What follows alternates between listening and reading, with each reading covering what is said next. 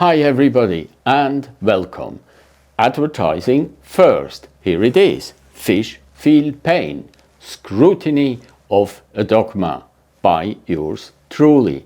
It's published by Merlin Unwin Books, Ludlow, England. I have added the link in the description below.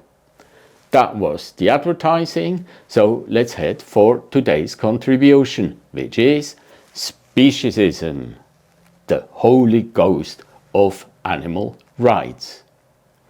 Speciesism, the idea of speciesism, is at the heart of animal rights, and the concept and the word have had a meteoric rise over the past 50 years or so, and there is today no conversation about animals, about the use of animals, like animals in food, food production, animals in science, fishing, hunting. There is no conversation without speciesism making an appearance somewhere along the line. Speciesism is here to stay. The idea of speciesism was invented in the late 1970s by a man called Richard Ryder. He testified to The Guardian that the word speciesism came to me lying in a bath. Lying in a bath, that rings a bell, and it's of course Archimedes and Eureka. Richard Ryder had his Eureka moment in a bath in Oxford. He didn't have it in a cold shower in Grimsby.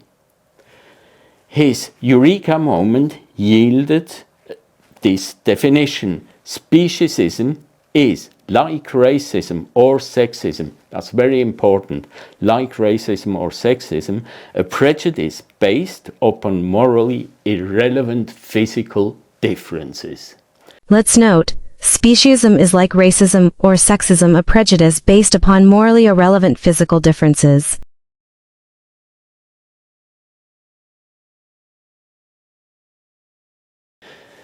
Peter Singer picked up that idea and added some detail. And Peter Singer's definition is the most popular definition of speciesism. So here it is. Speciesism is a prejudice or attitude of bias in favor of the interests of members of one's own species and against those of members of other species. I have added a footnote to this definition in the description below.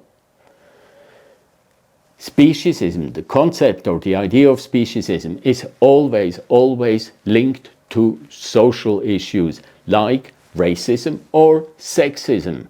Let's take sexism. Sexism is a specific problem of the human animal. And I say human animal in order to chime in with the animal rights lingo. But let's go back to the analogy, speciesism, sexism. What that does is to equate women with non-human animals, like, for example, cockroaches. Cockroaches are intelligent, they're social beings, and they are sentient. And if it's wrong to have a bias in favor of one's own species, then that puts women and women's rights on the same moral level as cockroaches and cockroach rights. I find that deeply insulting, but it is a fine example of the intrinsic misanthropy of the idea of speciesism / animal rights. So let's take note of that. The idea of speciesism / animal rights is intrinsically misanthropic. Back to the analogy again, speciesism, sexism. if you can't see the problem in that analogy, in a way, congratulations, you are an animal like all others, because animals do not have a moral sense and they do not have a moral compass of any kind. Nevertheless, the animal rights people claim, oh, we're all the same, there is no difference. But are we really all the same? Well, in some ways, yes, there is a lot of common ground. Everything and all organisms share the same evolution, or if you prefer, creation. Evolution, creation, doesn't matter, doesn't alter the facts at all. Number two, all organisms share the desire, will, or instinct to live. Desire, will, instinct, you take your pick. It doesn't change anything at all. Number three, all organisms are focused on themselves and their interests. And number four, and that is the most important point, number four is all organisms are equal in their uniqueness as a species and as individuals. Uniqueness also goes for self-perception. The donkey's world is donkey-centered. The cockroach's world is cockroach-centered, and the human world is human-centered. We can experience, understand, and see the world around us only within the limited abilities and possibilities of the organisms we are. So, we are definitely not donkeys, crocodiles, squirrels, or whatever other animal. We are human, and by force of circumstance, we are human-centered. And there is no way to change that. Well, no way yet. And that brings me to my next point. All animals are speciesist. They have to be speciesist in order to survive, again, as a species and as individuals. It would be totally stupid to accuse animals of speciesism. Only the human animal can be asked to act against its own interests, and that elevates the human animal above all other organisms. In a roundabout way, we are again the pinnacle of creation. What the concept of speciesism / animal rights does is to confirm beyond any reasonable doubt that we are not animals like all others. So let's note, the concept of speciesism puts the human animal on a pedestal, and we are again the pinnacle of creation. The more things change, the more they stay the same.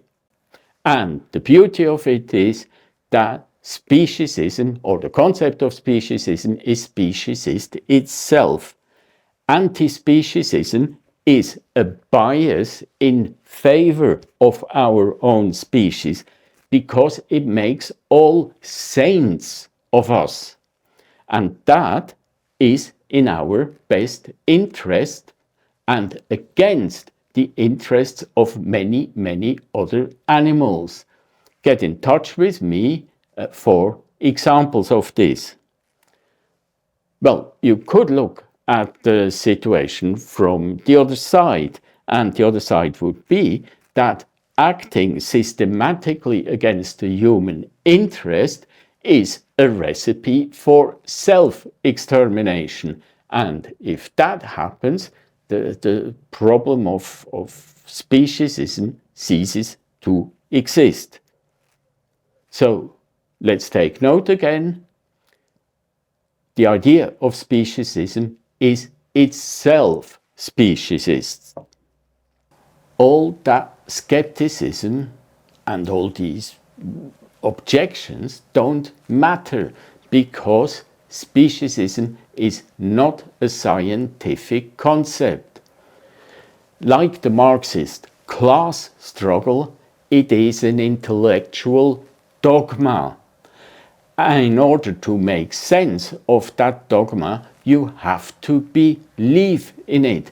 And its believers literally walk over dead bodies to defend the dogma, although there's heaps and heaps of evidence to blow it completely to bits and pieces. Now, before the concluding remarks, here is a quick rundown of the salient points. Number one, the idea of speciesism/animal rights is intrinsically misanthropic. Number two, the concept of speciesism puts the human animal onto a pedestal.